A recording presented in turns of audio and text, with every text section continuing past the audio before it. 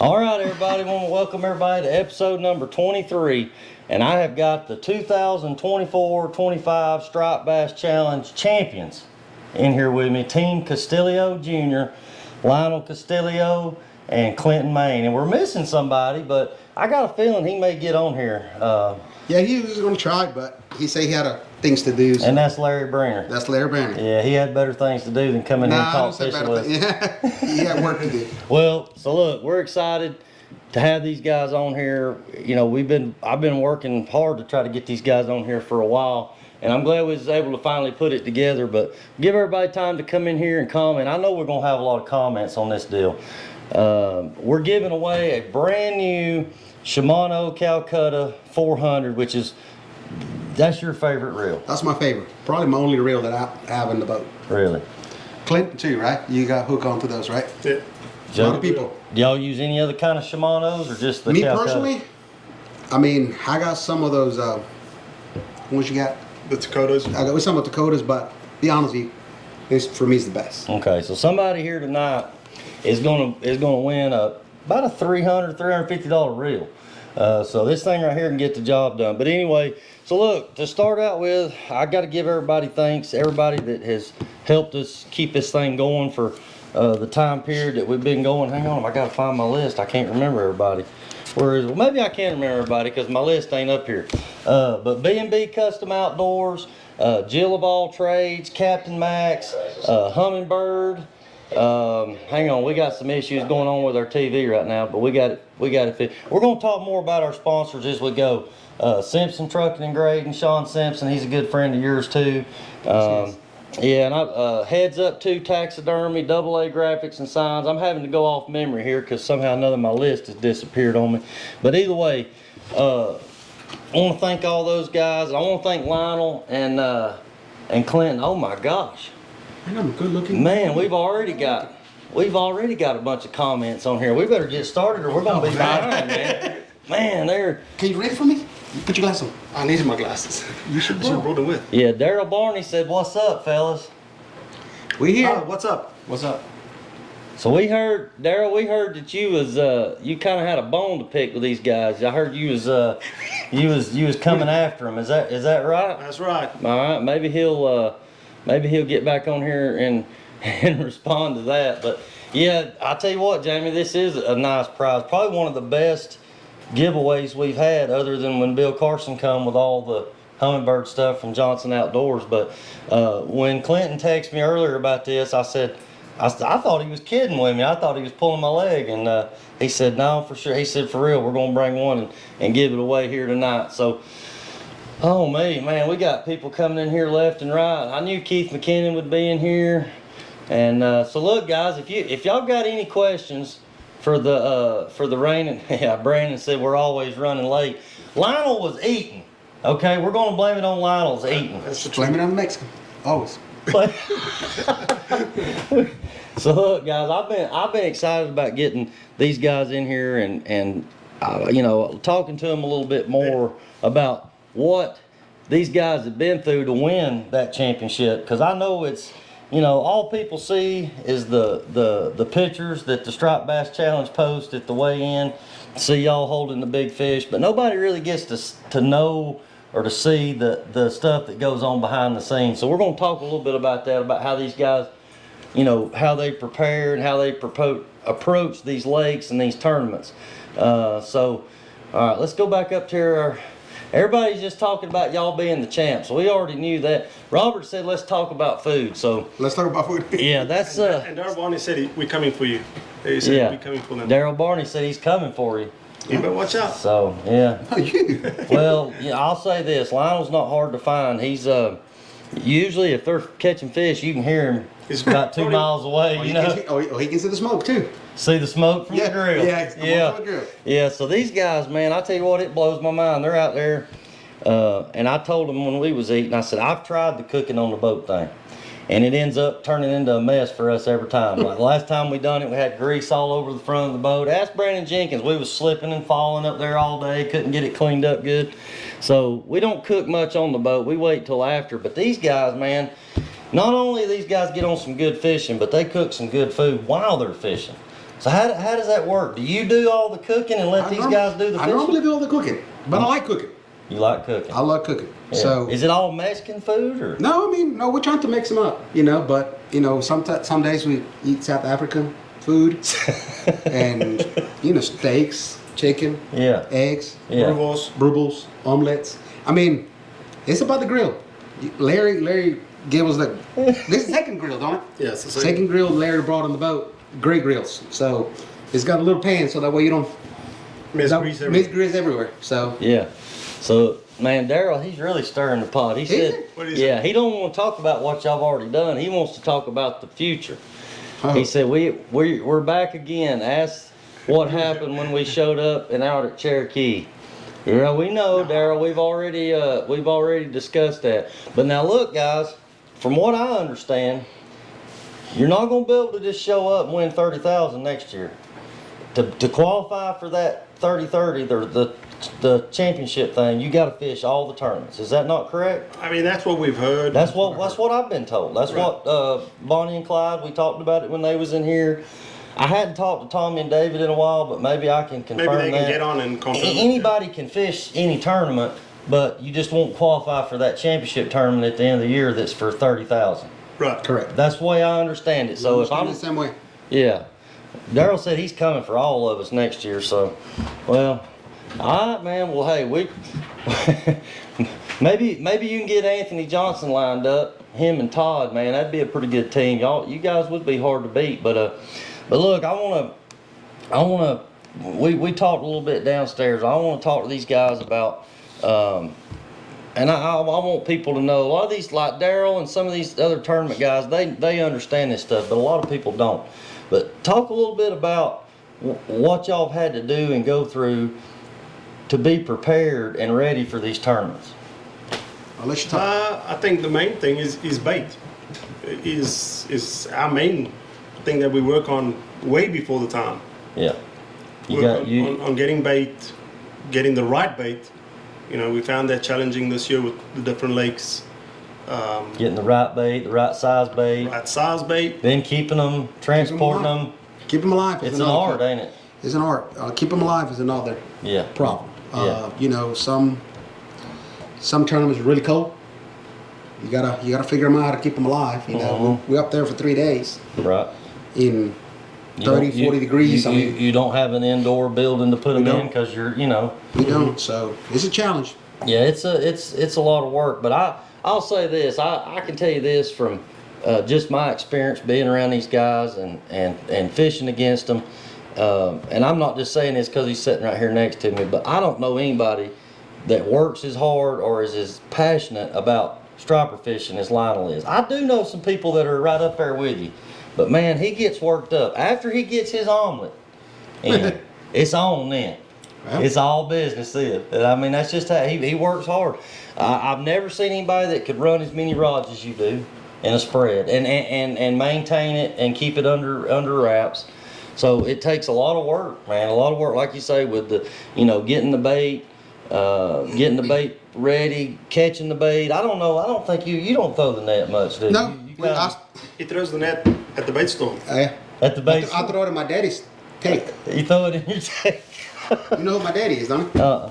Shane Foster. Oh yeah, that's your dad. Okay, well maybe Shane's watching. I don't think he has Facebook, but man, I tell you what, I got to give a shout out to Shane because he's kind of one of those guys. He stays low key behind the scenes, but I think he's been a big help to all of us, and he's been a big help to people that don't even know who he is. Because if it wasn't for him, a lot of these bait stores wouldn't have had bait all these years. Nobody knows how much work the man goes through. I've been with him and helped him before, and I mean he works his tail off, man, to make sure he's not going out to get 100 baits to fish with. He's going out to catch 2,000 baits or more to stock all these bait shops so everybody has bait.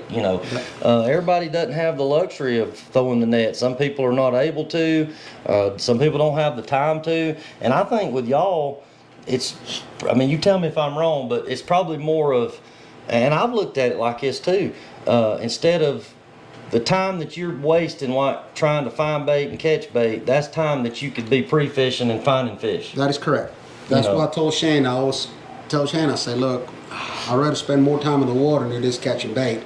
Plus, I seen how you guys catching bait, and man, it's a lot of work. It's a lot of work. It's a lot of work. Yeah. And not just that, a lot of work. You're losing time on fishing and everything. And that's why I told Shane, I said, I'd rather come throw the net in your tank than throw it in the lake. Well, It's cleaner. I enjoy catching bait at times when it's easy. Yeah. But now my old fishing partner Brandon, he liked to catch bait better than he did fishing.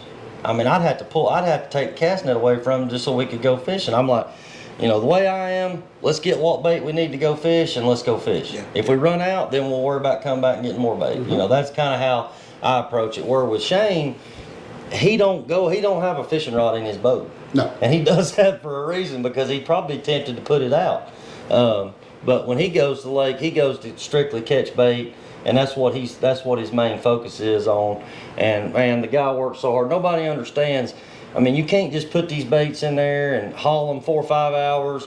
I mean, you got to do water changes. You got to purge them. You got to clean your filters out. Your filters are gonna get stopped up nasty. It's a lot of work, man. I don't care what nobody says. It's a lot of work doing tournaments. I mean, it's like sometimes we up there 11, 12 o'clock at night in a tournament, day before tournament, and we got to do water changes. Yeah.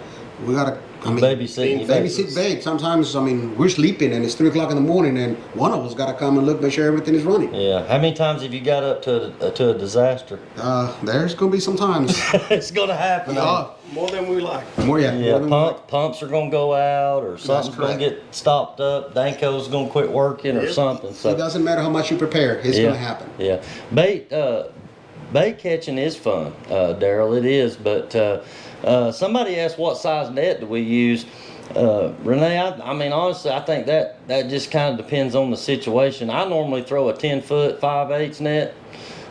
When I'm throwing for shad, and when I'm throwing in shallower water, I don't like throwing a real big heavy net just because you don't really need it. You're just wearing yourself out with it. Mm-hmm. So, but it just kind of depends. If you're catching herring in deeper water, you probably want a 10 or 12 foot net, but a heavier weight, but a smaller mesh, like a quarter, I guess, right, or a half, for catching herring. So it all depends on what size bait you're wanting and what depths of water that you're targeting.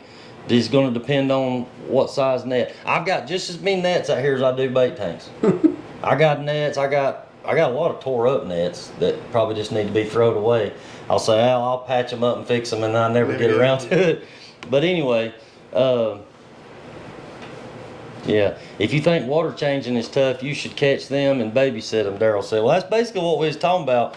You know, that getting up every 2 or 3 hours, and and catching bait is, hang on a minute, I might have something going on right here. Is everybody still got us?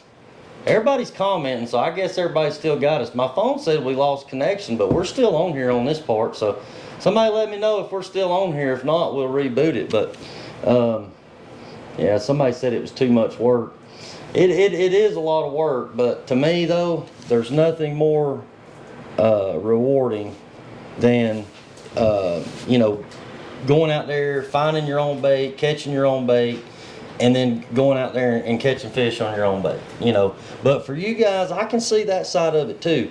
Well, you got a week, or you got so many days to prepare and get ready for a tournament, so you don't even have to be, you don't want to have the worry of finding bait and catching bait. You want to be able to just show up and start pre-fishing and start scouting and not have to worry about it. So I get both sides of it. Bill Carson said, where's the grill at? Man, we done eat. We had homemade lasagna.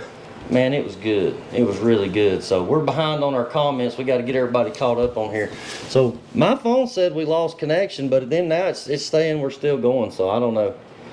Maybe somebody can let me know on here if we did lose connection, or if y'all still got me. But either way. So look, we're going. I know everybody's seen the post of the fish that y'all caught this past weekend. Man, it looks like y'all had a great outing up there. So tell us a little bit about, and we're not asking for GPS coordinates, but tell us a little bit about your trip. I know Clinton said y'all had the highs and the lows, and I think that's kind of with every fishing trip. So tell us a little bit about what y'all got into up there this weekend.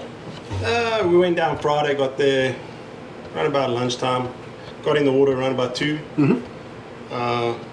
We pulled some baits. We're just trying to figure out where the fish were at. We didn't do good Friday at all. We Didn't do good Friday? At all. we bombed out completely. Just a scouting, just kind of a scout day. Yeah, and then made a couple of calls, figured out we were in the wrong place, and then tried a different river on Saturday, and worked out for us. It was good. Yep. Yeah.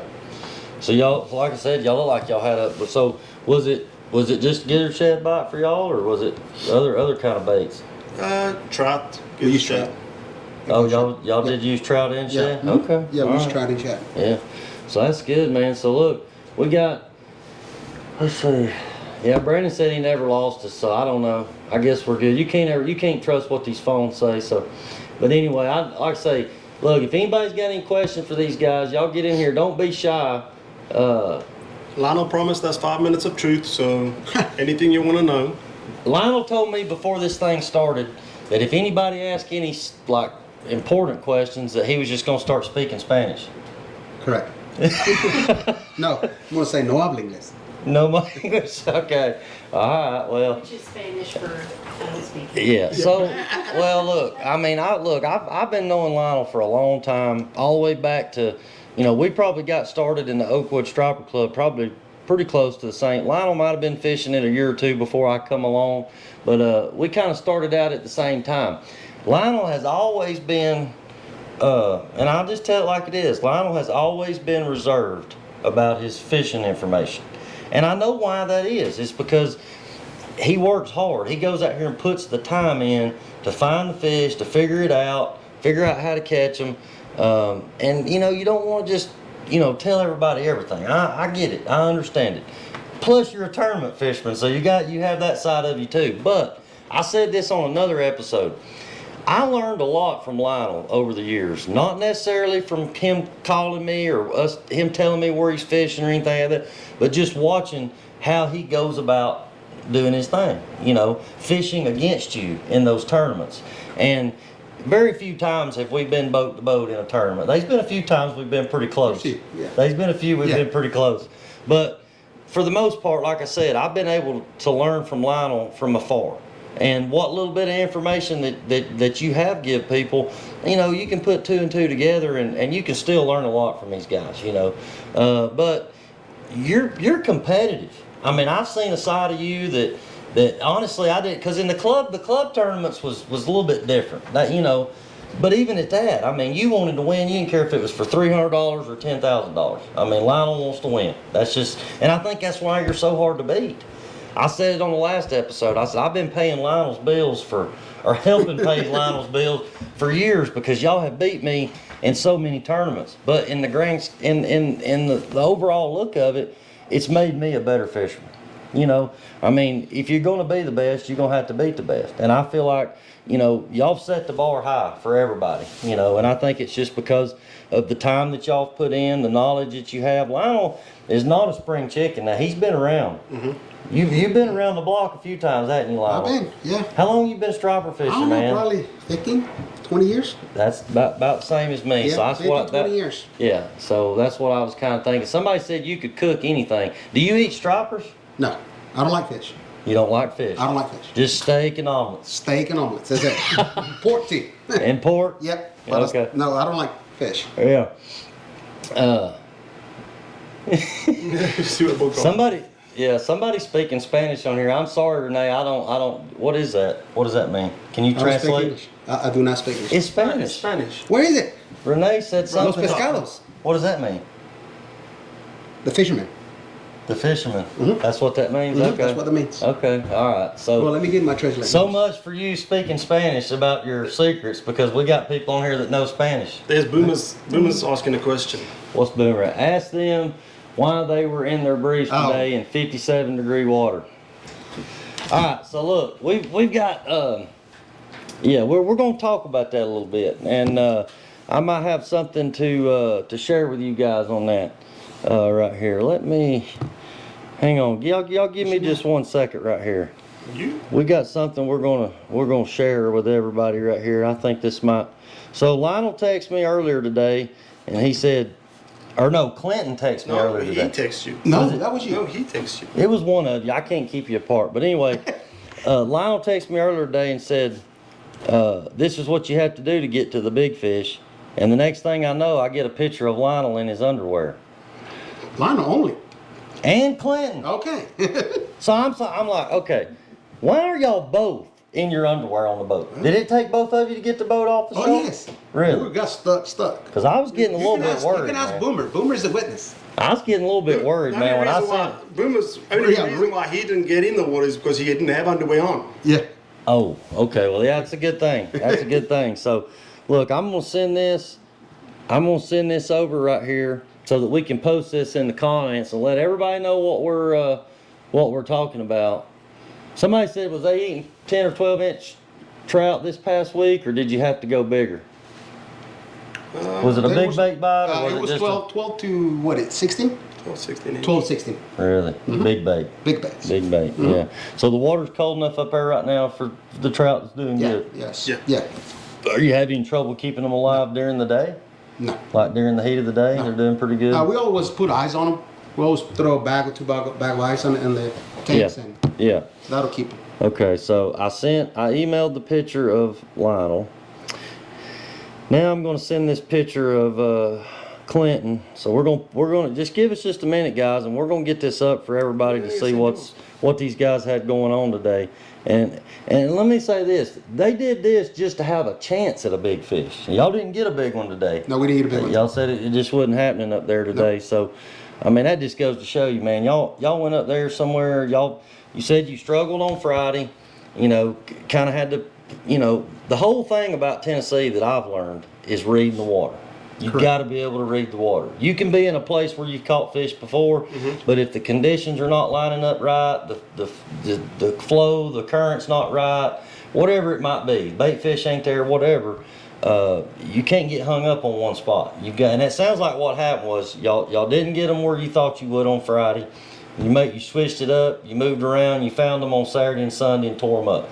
Then y'all come back home on Monday to do some scouting, and it didn't work out. They weren't so that's the highs and the lows of what you was talking about. And I've said it 100 times that, you know, you're going to take the good with the bad. That's just, you know, the problem is only thing people see is what we post, is the good days, because that's when we have things to post. Correct. Unless you're Lionel and Clinton and you take pictures of you on the boat in the underwear. And then you always got something to show people. So look, I'm sending this one over right now of Clinton. Did you get that on there? Did you get it on the comments so everybody can see what these guys got going on? So hey, look, y'all keep piling up these questions, and hey, scroll back up. Keith McKinnon said something about, where is it? Where's Keith's The shad dance. Oh, okay, yeah. We're gonna get Lionel to do the shad dance before the show's over, hopefully. But I don't know that the table's gonna hold him for him to get up on top of the table.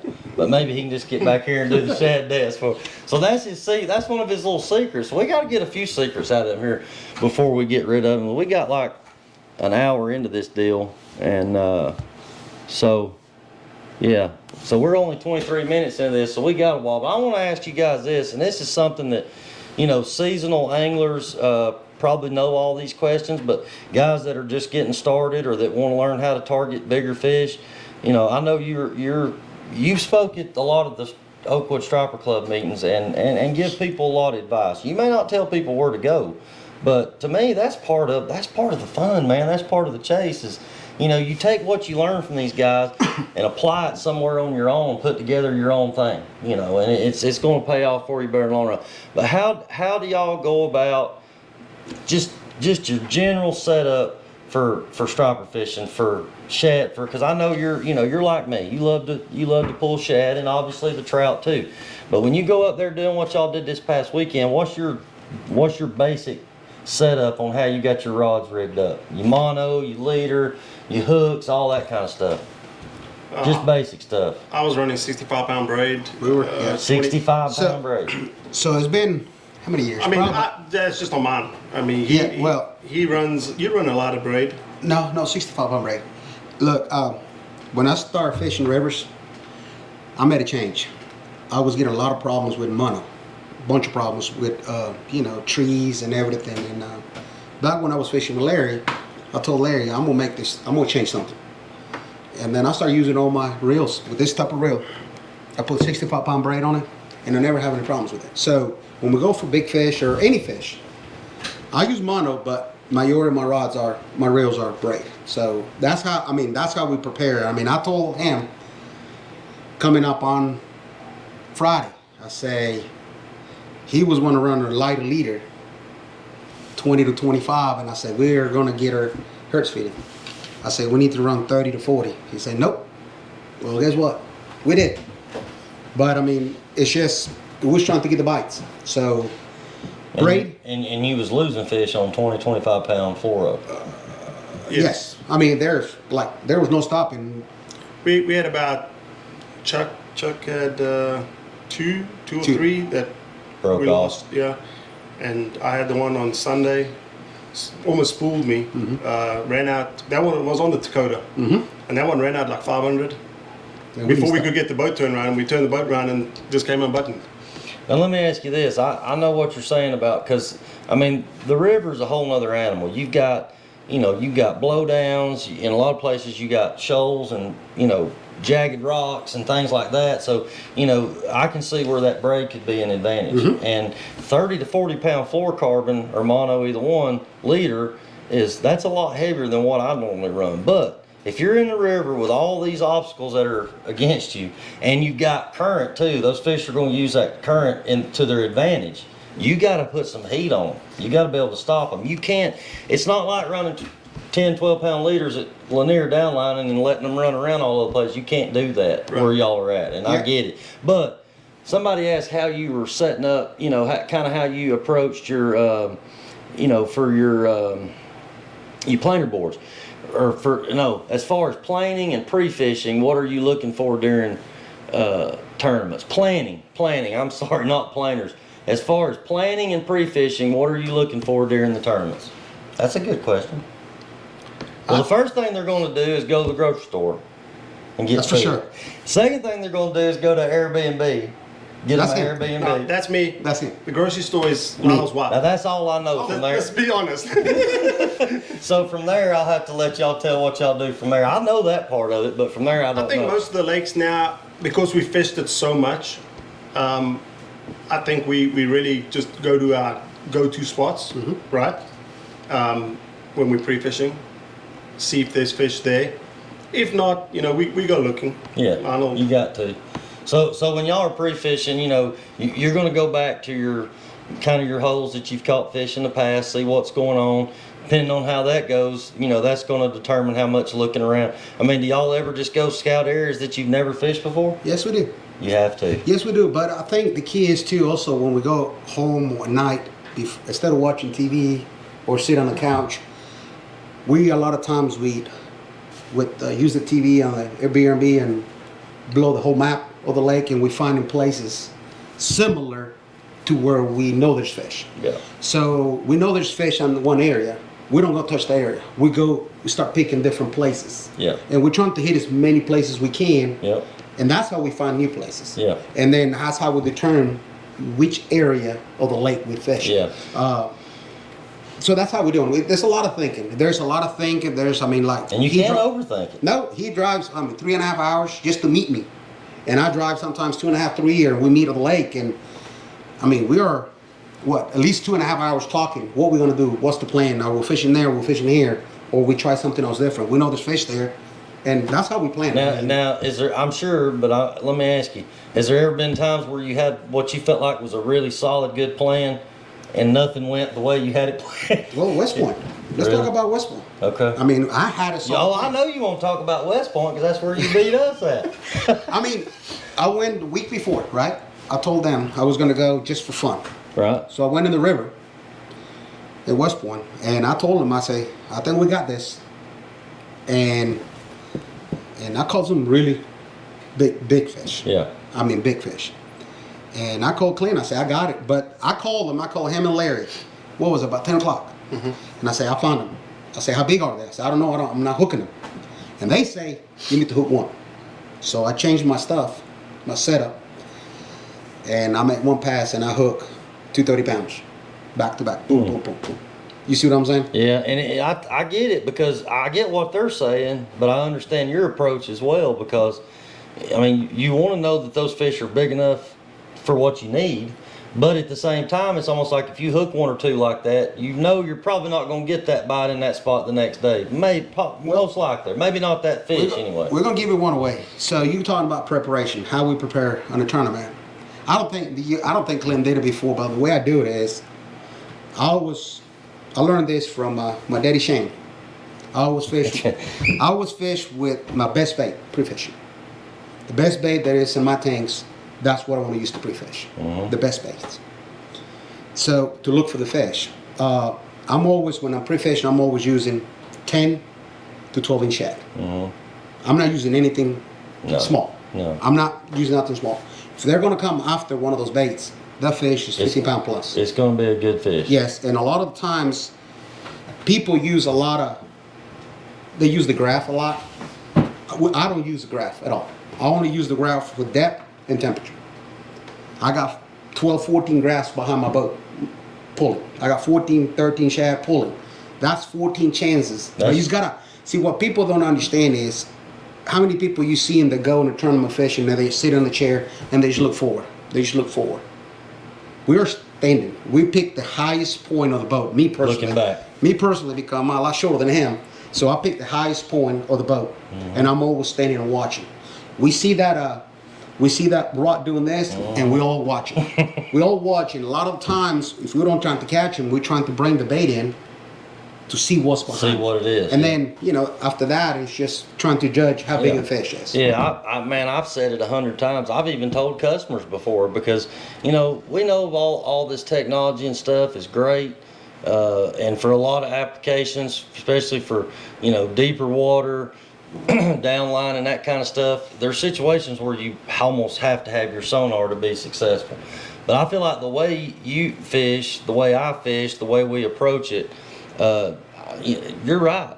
Your baits are your fish finders. If them fish are anywhere in a close vicinity and you've got that good of a spread out, if they're any bit interested at all, they're going to show themselves. That is correct. You're going to get a blow up. You're going to have nervous baits. You might even hook a fish. But so you said something I caught on too that was, so you said that you changed, when you wasn't hooking them, you changed up what you was doing and you hooked two good ones to see what size they was. So that tells me that tells me you was using little bitty hooks. I don't know what you learned. But whatever you say, yes. Yeah, you're using little old bitty hooks in those shad and you're just trying to get the bite. You gave it away. That's the problem. I'll be honest with you, I've seen this a lot. A lot. And I even told you at the West Point, you told me you hook a 30 pounder. Right? Remember that? That Friday before. What did I told you? What will you told me, what will you do, Lionel? I said, I'll go back to the same spot and hook another one. But I asked you, I said, why do you hook it? And I don't know why do you hook it. But I mean, that's the difference that I see with a lot of people. I don't hook fish. We don't hook fish. You do occasionally hook it By mistake. By mistake. But we try not to. They swallow the whole bait and it then just gets... what I was telling Clinton, talked to Larry, talked to a lot of people that fish with me is I normally calibrate the rods by pulling. And if a striper comes and either 12-inch bait and don't get the hook on it, he's gonna pull 2-3 clicks out of the reel. Quick. That's what he's gonna do. And if you put a drag on this like to 10 pounds or whatever, you know the fish is 15 pounds or more. So you know it's a good fish. And that's how you can tell. I mean, they're never gonna, never say never, but I mean, they're not gonna get the hook, never. But they're gonna pull drag when they swallow the shad. Yeah, I get it, but I'm kind of like Clinton and Larry. I'm like, especially if I've been somewhere for 3 or 4 days or a week, I start getting curious. Are these fish?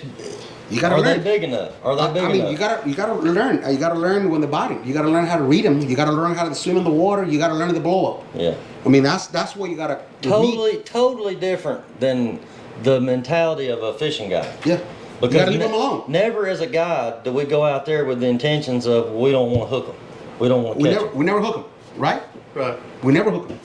I mean, we get. You're saving them for when it counts. Yeah. That's it. It's smart. I mean, it's hard to do. It's hard to have the discipline and to do that. He'll say like, "We got to get out of here now." Yeah. Like and he starts reeling it. He gets in his little. The people that fish with me would probably look at me like, "What? We're leaving? We just found these fish." We're leaving. But it's so hard to do. But you have to be very disciplined to, after you've searched and looked and found those fish, to just up and leave. But that's, I feel like that's another reason why we ain't trying to give out all y'all secrets, but I feel like that's one of the reasons why you guys have been so successful. You figured out how to find them without hurting them or That's messing correct. them up. Well, so let me ask, this leads me to something else. How many times have you been on these fish? Maybe you're not hooking them, but they're blowing up, they're chasing baits, whatever, and you go back to that spot tournament morning and they're just not there. I don't leave. This year, Hartwell. It happened to us at Hartwell. We found them Friday, Same thing happened to us at Hartwell.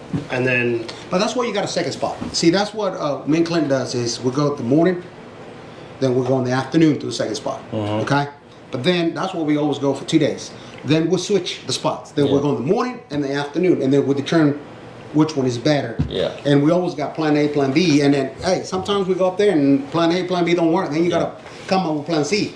So look, guys, a couple things that Lionel has said that has really stood out to me. You said earlier that when y'all go back to y'all's Airbnb after y'all been pre-fishing, y'all are not watching TV or laying on the couch. You said y'all pull the map up on the TV and y'all are studying the map. Correct. And you're looking at places where you've caught fish, and then you're trying to compare that to other places that are similar to that. Similar to it. That's, I mean, I've told people this before. I used to think when I first started that my GPS, my map, Navonics, or now it's Lake Master, I used to think it was only for navigating, getting from spot to spot, or being able to get through the dark.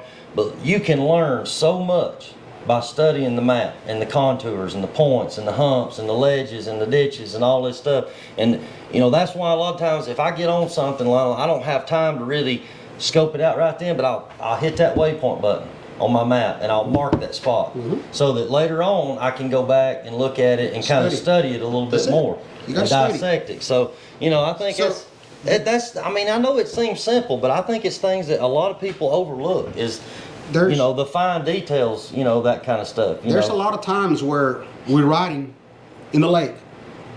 It happened to us in, I can't remember which lake it happened to us, but I always tell Clint, I need you to pick me 2 or 3 creeks, but I need you to copy me. Flat Creek, 2 Mile, 6 Mile, on New Lake. And he goes up there and hey, this looks like 2 Mile, so I say, okay, circle that one. Oh, this looks like Johnson. Okay, this looks like Thompson. So then when we go back, I say, okay, so where we at? Okay, we're in December. Okay, where are the fish are in December? Oh, they're 2 Mile. Oh, they're Ore Creek. You see what I'm saying? So guess what? We're gonna go to those similar spots. So we kind of divide the lake similar to Lanier. Yeah. So like right now, where are the fish? Where are they gonna fish migrate this time of the year? Yeah. I mean, you know better where they're gonna migrate. They're gonna go to the river. So guess where you gotta be? In the river. So Gunnar Ingram's got a question. He wants to ask, why did y'all not take him? We told him that he can go, but his daddy say no. His daddy said no. Yes, Uh-oh. blame it on his daddy. We're gonna have to blame it on Charles. I tried to get Charles to come. Daryl, man, he's still on the roll. He said something about somebody had caught a bunch of 50 pounders on 200-pound line. I mean, look, guys, I've seen a lot of times, especially up there in that moving, water that's churned up from the dams and stuff.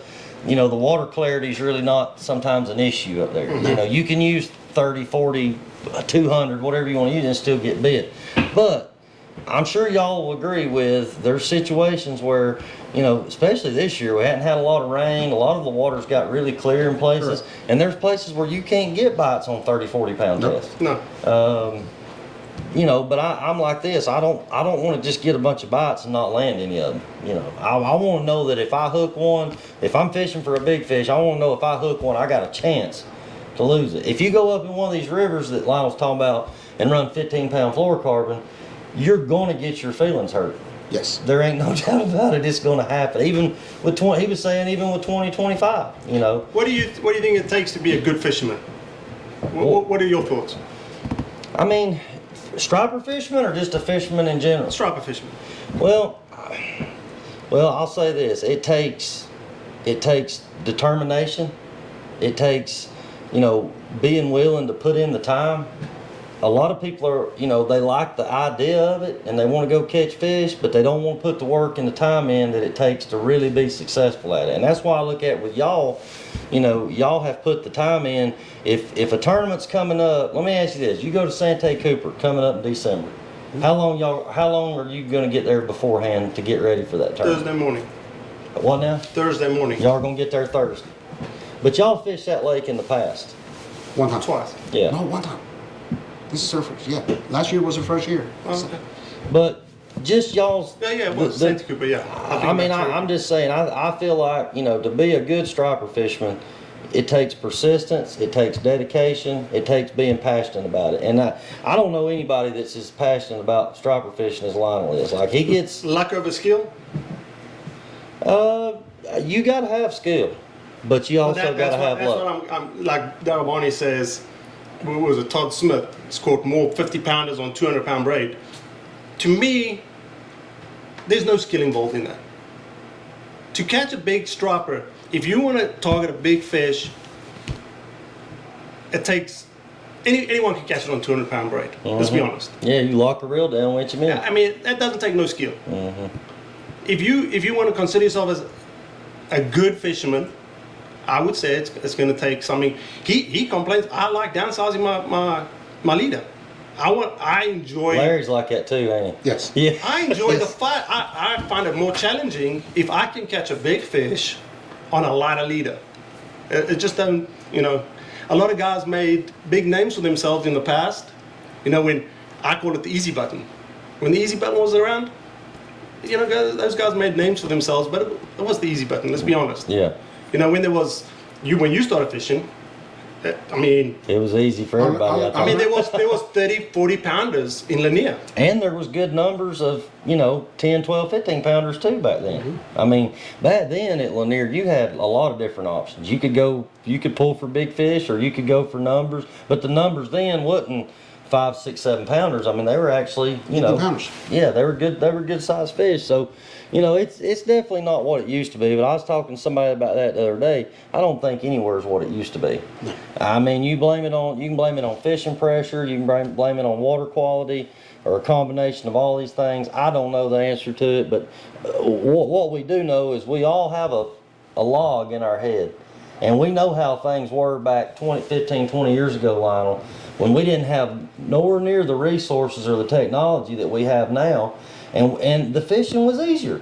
Would you not agree with that? Yes. The fishing was easier. A lot easier. Was it because there was more fish? Was it because it was less pressure, or a combination of both? I think it's less pressure. I mean, I think there are a lot of stripers, like you're talking about timing on the water. I mean, you go up there being on fish 2 days in a row. Next thing you know it, there's 5 people on top of you. They don't go to fish. They go look for the boat. Yeah. That's what they're doing. That's not fishing. That's not fishing. And it happens on every tournament, oh, they just look for Jeremy. Oh, they just look for Jeff Blair. Oh, let's look for I'm going to tell you Stephen. something. There's been a lot of times it wouldn't have done them no good to look for me, because I was over there struggling. But at You've least been there too. Yeah. But I mean, that's what they doing. They look for boats. Yeah. And that's why, that's why a lot of times we don't share anymore, because I think they don't respect that area. You see what I'm saying? Yeah. Oh, there's Lionel here. Oh, let's just pull base here because he's here. He's been here for 2 days. And things like that. I mean, they need to be more respectful. No, I've always said, man, there needs to be, a mutual respect between all fishermen. I feel like it even should be between striper fishermen and bass fishermen, but that's a whole nother subject for another time. But, man, we've run through this thing, man. We've only got like maybe 15, 20 minutes. We was a little bit late starting, so we may go over our hour a little bit. But, man, we got a bunch of people in here that's going to be... Hey, scroll down right here. Let's see what Jamie... We got Jamie Townsend's coming in here. When's he coming? This schedule ain't right either. Yeah, October 27th, Jamie Townsend's coming in here. So let's see what he said right there. with a jack, they are not going to be focused on the 200-pound braid so much. So he's saying, you know, with a big skipjack, I mean, hey, Daryl, I fished with your buddy Anthony one time up there with some skipjack, and I think we was using 50-pound braid, and I got broke off, and we caught a 40-pounder.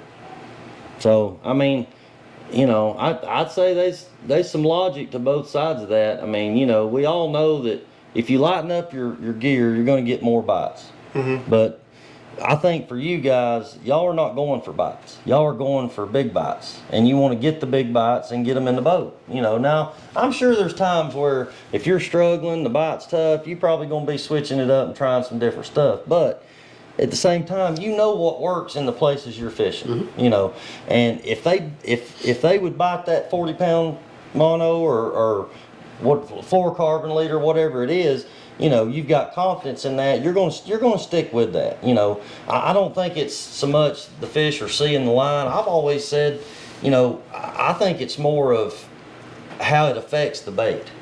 You can't run 40-pound test on a herring. It's not going to swim right. It's not going to be It's natural. not going to swim right. But what he's saying is, what Jamie's saying is, a big skipjack or a big gizzard, it's not going to really matter as much. It's not going to affect the bait. I think as long as the bait is swimming natural, you're good. You know, I don't think fish are running up there and saying, oh, there's some mono, there's some fluorocarbon. I mean, maybe on these clear lakes downlining, maybe. I don't know, but that's not really y'all's thing. I know it's not really my thing either. But I've been fishing Carters for years, and our water gets super, super clear. I'm talking about, like, you can drop a spoon down at 15, sometimes you can see it 15, 20 foot down under the boat. It's that clear. And we have big fish. So a lot of times I'll pull boards up there with 15-pound leader. But I'm in open water a lot of times. You know, I'm in places, maybe in the back of a creek, but in places where, you know, there's not a lot of blowdowns and standing timber and places for them to get into. So you can let that fish run a little bit, wear him out, use the boat. How many times you had to use the boat and chase one down? A lot of times. A lot of times. Sometimes when the reel won't keep up, you got to turn the boat around. I'll tell you something. Now these days, the turmoils are really powerful. You don't have to. I mean, you hit that thing and rabbit, and that thing is going 4 or 5 miles an hour. You know what I'm saying? Yeah. It's going fast. We did it. I mean, but I think, me personally, I think chasing the fish, personally, I think is wrong. Yeah, Because when you turn around, if you don't put pressure on the big fish, you don't keep the pressure on it, he's going to make the turn, he's going to spit the hook, or he's going to just give him that one little chance. And they're smart. That's why they're big, because they're smart. Yeah. Well, I've had situations where I felt like if I didn't turn around and cut that fish off, it was headed to the bank. It was headed to a blowdown or something. And I would turn around and you know, but if whoever's catching the fish, if they're able to manage him, kind of keeping him at bay, I'll just let him fight him, you know. But if we get to a point where, you know, he ain't stopping and we see what the end result's going to be, you know, I have had times where like it's a last ditch effort, you know, turn around, go chase the fish, see if we can get some line back on, you know, or maybe hook, you put that one light rod out there, spin rod for a pitch rod, and it gets smoked and almost spooled, and you had no choice but to turn around and try to get some line back on it. But so that's, I mean, look, guys, this is all great information that these guys have shared with us, and I really appreciate these guys sharing this kind of stuff with us. Did you post that picture of Lionel in the comments? Oh, I emailed it. I sent it to your email. So try to post that on there. We got to have a little bit of comedy on this. We can't be all serious about everything. So look, guys, are y'all before we kind of wrap this thing up? Tell us what Daryl said he wanted to talk about the future. So what is y'all's future? What is y'all's plans? Are y'all still planning? Y'all are gung-ho all in for the tournament trail? For the SBC? For the Striped Bass Challenge? Yeah. Y'all gonna fish all Lionel's got of an them? idea that he wants to propose? Yeah, oh yeah, Lionel's got an idea. He's going to propose to all the people in the, and this, when he said this, I mean, I knew before he ever got here, I said, Lionel's probably going to have a side pod even on this podcast before we get this thing started. So tell everybody what your idea is on this. I think to make it more interested, I think we need to put about $2,000 down, and we need to go for the championship. So whoever, 10, 20, 30 boats, 2,000, winner take all. So if there's 20 of us and on top of the 20 of us on the leaderboard when it's over, 20 grand. how many boats is? So basically, Lionel's wanting to start a side pot Correct. within the Striped Bass Challenge. That is Anybody correct. that's he said they want to go by their rules, their legs, The rules, their legs, their scales, their everything. So anybody that fishes the Striped Bass Challenge, get with Lionel if you want to get in on a side pot. And when I say a side pot, I ain't talking about $1,000 here. 20 grand. If there's 10 boats. If there's Yeah. 10 boats. Each I boat, think you get 10 boats. you'll be, what number you gonna be? I don't know yet. I'm still trying to work out our deal. I don't know that I'm gonna be able to fish all of them. Man, come on, man. We're trying to work out a deal right now. I'll talk to several people and there ain't. Yeah. There's at least, I'll let you know. I'm not saying we're out, but we're trying to work out a deal because I can't personally fish all of them. So we're trying to work out a deal where we can team up with somebody that can go to all of them Need a and partner? kind of work together. Huh? you need a partner? Need a partner? Yeah, Clinton fish with me anytime. Man. No, I was gonna get Daryl Barney to come fish with me. Oh, there you go. So hey, go back. We've got it shrunk down here for some reason, but go back and Daryl Barney. He asked us to read off some of his comments. Scroll back up. He said, "Jeremy, read my comments. Anthony Johnson is my teacher, and I tell him daily it sucks when the rabbit has the gun." Them boys ain't right now. I'm telling you. Oh, Anthony, man, he's a trip. I like old Anthony. He's a good guy. And you know when he's on the water, because he's always live. He said, "I'm live, baby." That's Yeah. his thing. So him and Daryl, man, they or not Anthony, but Daryl and Todd. I've been knowing Todd Asher for a long time too, man. They showed up and showed out at Cherokee and took everybody's money. But hey, look, man, it's competitive. It is absolutely. Maybe we don't have 100 boats like we used to have, but the 30, 40 boats that we got, everybody's serious about it, and it's. Everybody's on top of their game. So I'm looking forward to it. Whether I get to fish all of them or not, I'm looking forward to just the competition, the competitiveness that there is in it is it's great, man. I think it's good, and it's a family. Man, these guys, I tell you, they have I've noticed Lionel at these captains, but nobody has more fun than Lionel does, and that's what. Really, when it comes down to it, yes, he takes it serious. Yes, he puts in a lot of time, but you have fun doing it too. You gotta have fun. I've seen that out of you. You man. gotta have fun. You gotta enjoy your friends. Yeah. If you can't enjoy your friends while you're up there, we're up there for 3-4 days, and you gotta have fun with your friends. Yes. Yeah. Yeah. That's why they got me on the boat. I'm the peacekeeper. Him and Larry, they. Hey, him and Larry's been going at it, man, ever since back in the day, man. But Larry used to give us a hard time too. I wish Larry would have been able to make it, but that's all right. Maybe he'll. Daryl said he's got me a spot, so maybe I can just go jump on with them or something. Well, hey, the last time I fished with Todd Asher, he made me cut off my GPS location on my phones. I'm messing with you. But yeah, we love the competition too. Oh, hang on, we got Lionel. We got a picture of Lionel. It won't let me. It won't let you post it on there? Oh man. You got lucky. Let me see if I can do it without cutting myself off. Y'all give me just a second here. Let's see.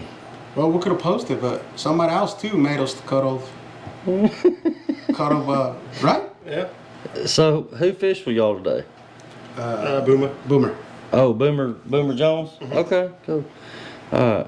So we took him for a bar ride. We've already got 100. Look, guys, I knew this was going to be a good turnout for y'all. We got 131 comments on this thing already, 607 views already, and we ain't even finished, filming it yet. So look, it's going to be a good turnout for y'all. We got 131 comments on this thing already.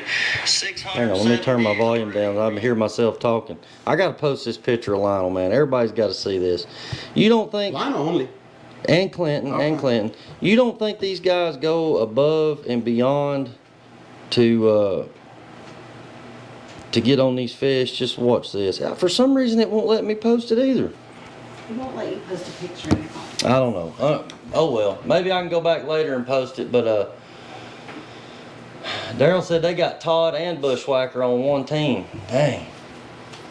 I mean, hey, to be the best, you gotta be the best. That's right. Brian Bear said he wanted to fish on let's see, he wants to fish on their boat for the food.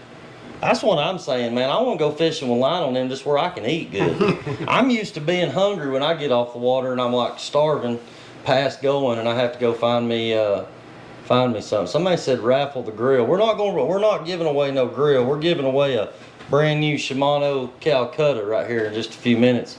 We ain't got too much longer, man. We've been in this thing for, I don't know, probably close to an hour, but I say I really appreciate Lionel and Clinton coming in here and talking to us. They didn't have to do this, and we really appreciate y'all doing it. And we knew there was going to be some guys. Well, I was already fair warned there was going to be some guys coming in here talking some smack, but I think it's all in good fun. That's kind of, Absolutely. I see it at the captain's meeting and stuff, you know. Everybody's giving Lionel a hard time, and most of the time, you ain't going to get nothing out of Lionel at a captain's meeting because he's eating. Yep. Every time I see Lionel at a captain's meeting, it's stuff in his face. So, somebody said maybe it's photoshopped. Yeah.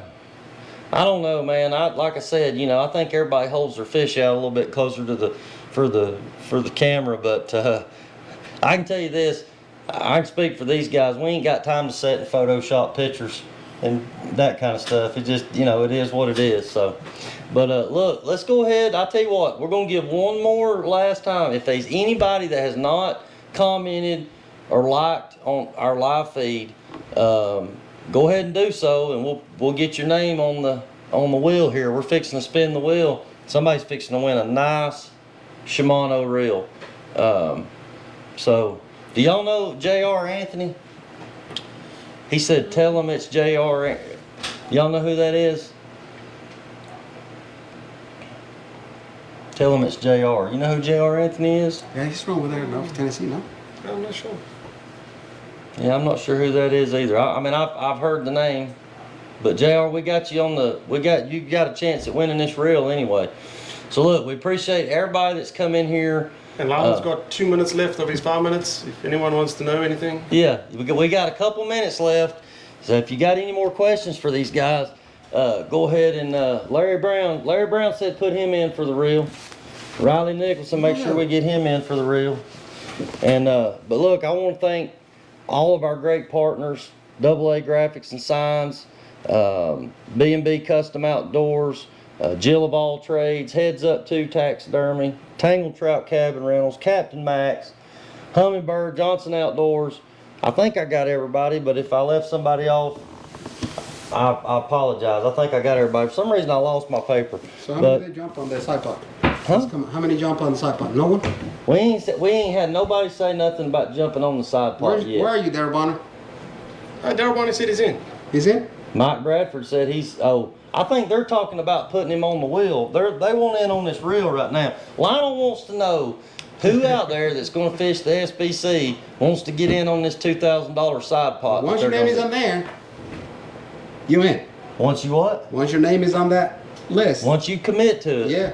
And we're not talking about for the reel. We're talking about for the side pot for the Striped Bass Challenge, which starts in December, guys. December 5th and 6th. It's going to be at Sante Cooper. And I fished that lake one time. It's a good lake. If you know it. You fished that in December too. Yeah. And I don't know where you fish. You know where I fish? Yes, I know. Are you gonna be sitting there? Close. Well, for somehow or another, I swear, we talked about this earlier too. It wouldn't matter if I hadn't talked to Lionel for a month or Sean Simpson, either one. We would somehow all end up in the same vicinity somehow or another. And I think a lot of it's just because we're looking for the same kind of stuff. So. Yeah, I need to know about that too. I haven't heard Tim that story. White, man, I ain't heard that name in a long time. Tim White. Wasn't that how you caught a raccoon in a tournament? Do what? Ask Lionel. Oh yeah. Ask Lionel about how he caught a raccoon in a tournament. Can't make that stuff of a. Tell us about that. That's got to be a good one. That was a long time ago. I don't know how he didn't remember that. Were you targeting it? Or No, I was in the back. If y'all remember, I was in the back of Flat Creek, on the creek, and I was pulling shad, and then raccoon comes up the bank and steal my shad, and I caught him on the hook. He came off the bank. He came up from the bank, and took my shot at a raccoon. Are you serious?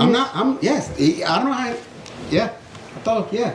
Oh my gosh, man. That was long time ago. That was probably about 15, 18 years ago. Well, I'm gonna tell you what. You spend enough time on the water, you're gonna see some crazy stuff. But I never have heard of that. But that's pretty funny. I appreciate that you bringing that out, Tim.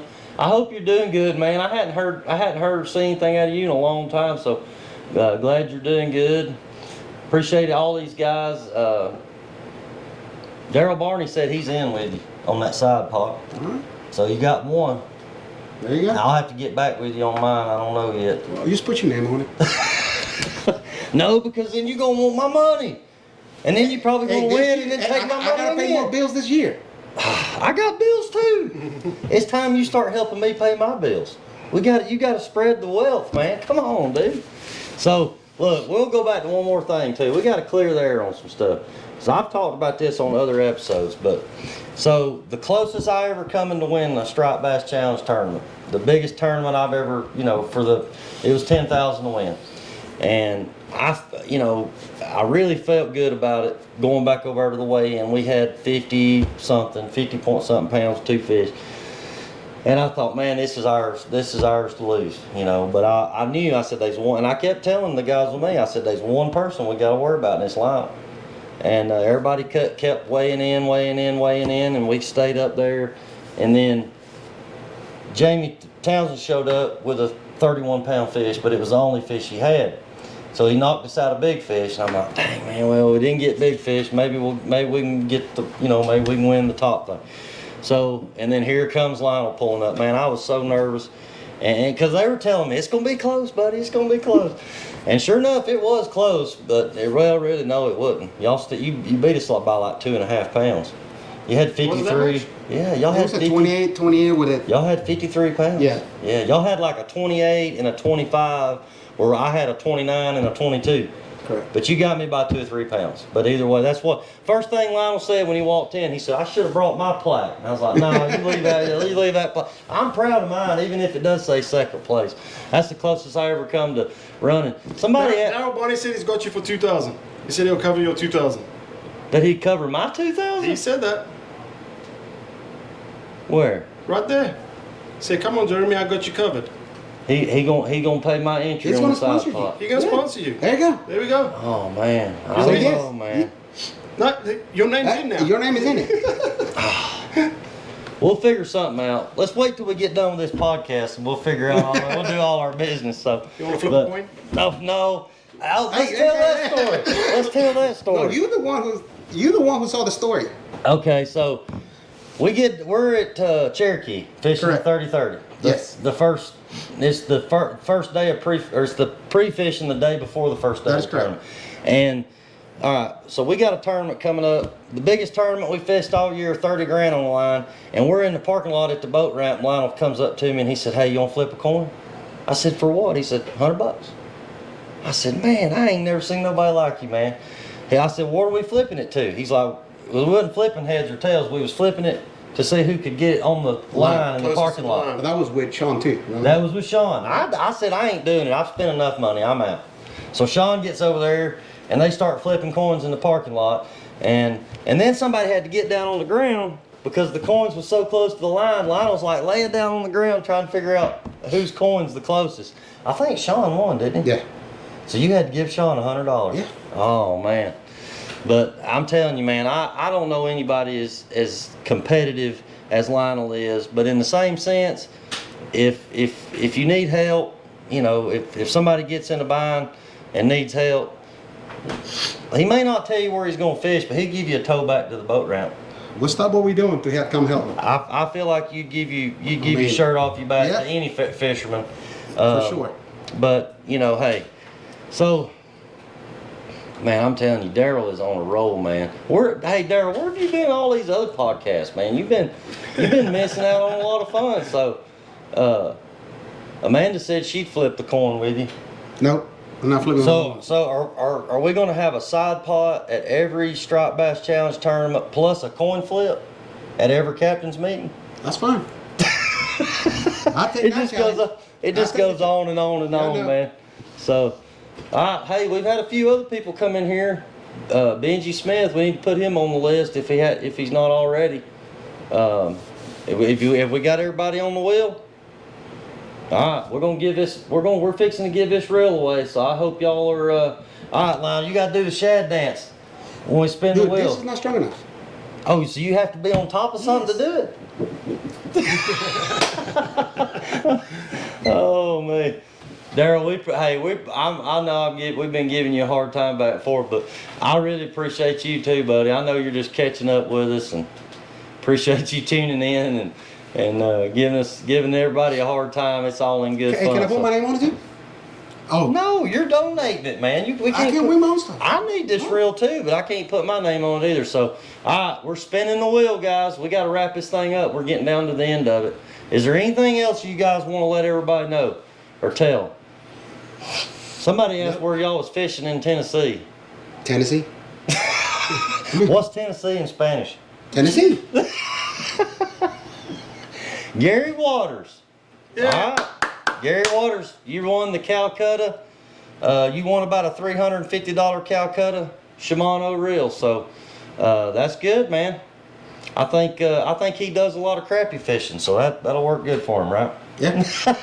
Yeah. Maybe he'll have to rig it up and start. He's fished with me before, so he can rig it up and come with me. We'll put it